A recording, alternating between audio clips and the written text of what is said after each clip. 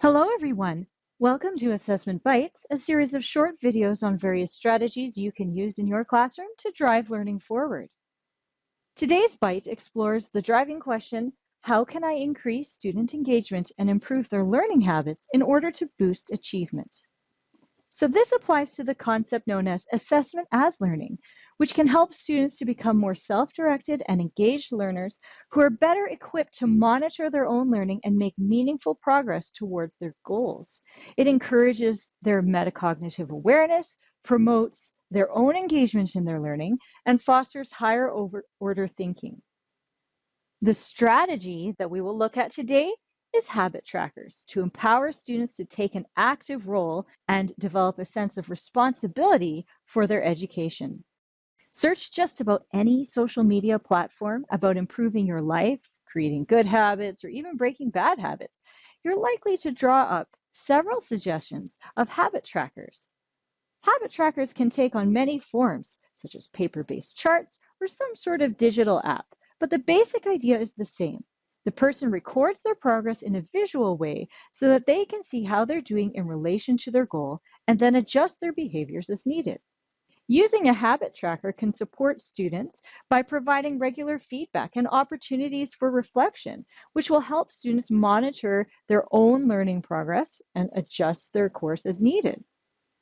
Habit trackers encourage self-regulation skills so that they can become more independent learners and can really help the teacher with differentiation because students set their own goals and work toward them at their own pace and monitor their own. The diverse needs of individual learners in our classrooms can be met. Developing higher order thinking because habit trackers can be used as an anchor for thinking critically about their own learning. This is metacognition at work in the classroom. And finally, they can help students with motivation and engagement because now they have a sense of ownership of their own learning. There are several different ways that habit trackers can be used in the classroom. Here's three of the most common. First is reading. So to encourage students to read regularly outside of class, they can set goals for when and how many pages or books they want to read in a certain time frame. And just like reading more helps readers become better readers, writing more is a part of helping writers become better writers. So students can also write writing goals. And the example that we have a specific one for today is to look at study habits or retrieval practice. So as classes move from one concept to the next, it's important that students don't forget what they've learned before. So setting goals for retrieval practice, that is reviewing and practice, recalling that which was learned earlier in the term, can be tracked this way as well. Our example today comes from Kathy Boulton, and this is the habit tracker she uses with her Biology 30 students. It helps them space out the retrieval practice so that they're not caught cramming before exams and so that they keep their skills and understanding sharp. Now you'll notice that she says the practice questions 15 to 20 minutes a day. This is because her group of students haven't necessarily used habit trackers before. So by providing some guidance here is how they're starting out.